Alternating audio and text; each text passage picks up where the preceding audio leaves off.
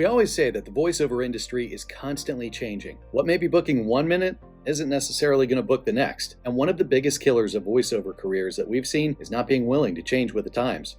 It's akin to Dr. Spencer Johnson's book, Who Moved My Cheese? That's why Heidi and I have been on a mission for the past year to see if there might have been a change that happened along the way. And you know what? With regards to voiceover auditions, we did miss something, and I'm going to share that with you. But before I get to that, I just wanted to ask a quick favor. It takes a lot of time and resources to put all this together each week, so if you're getting value from the channel like so many others have told us that they are, please like and subscribe if you haven't already. But more importantly, share this video with friends who are in the industry, either directly or through social. Thanks in advance, I appreciate it. So back to what we discovered as a trend changing. Now, if something happens and we notice a disruption in our voiceover careers, meaning this past year, we didn't book as much as we normally do, we seek to finding out what the issue may be.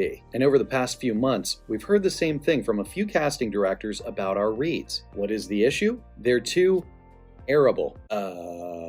What does that mean? Well, and I never thought that I would actually say this, but it means that our auditions are sounding too much like the final produced spot. Seems like that should be a good thing, right? I mean, we work so hard to come across as natural and conversational and that we're not reading and try not to stand out in a bad way, but only to stand out in a good way. But now we're being told to not stand out as a good way anymore, but in a bad way? Across the board, the casting directors that we've talked to said the same thing. The perfect, finally produced, arable audition that you do, that may be what they direct you to do if you book it in a session, but it's not what's booking the auditions. So what is booking the auditions? I'll tell you.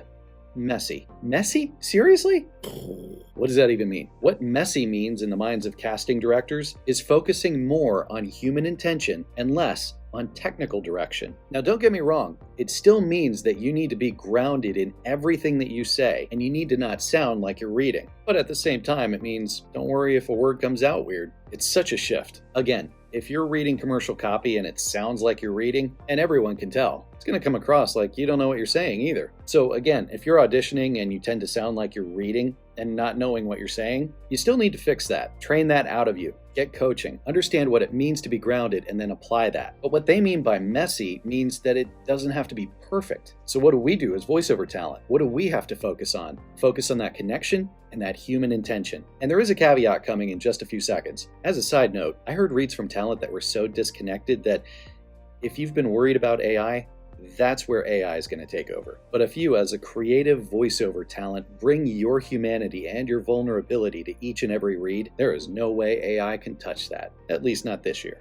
So when it comes to Maya and Heidi's audition sounding too arable, for her, she says it's been a theme in her life. She would much rather have the house looking magazine ready and perfect versus lived in. But when she took a step back and started thinking about that, how do you feel when you walk into a home that's just picture perfect? Are you afraid to touch anything? Mess something up? Wouldn't you rather be in a place that's homey and comfortable? Plop down on the couch. Get comfy. Same thing with our reads. But remember, it's got to be grounded, and there's got to be that human intention. Now, for the caveat, there are going to be some agents and clients, especially in smaller regions, who are going to want and need that arable audition. And yes, it still does need to be grounded. But what we're talking about are the big national clients and auditions that you get. And if you're not getting those, you might need another agent. Check out our agent rep prep class to help you with that. So that's the thing. You've got to understand what each casting director is looking for. Not all of them are looking for the same thing. But for the stuff that we audition for, this was our issue this past year. And honestly, that's why Heidi and I continue to train, even after a couple decades in this business. So when it comes to these national gig auditions that we get, we're going to start letting our auditions reflect us in a more messier way. Kind of like a house that's lived in, a life that's lived in. So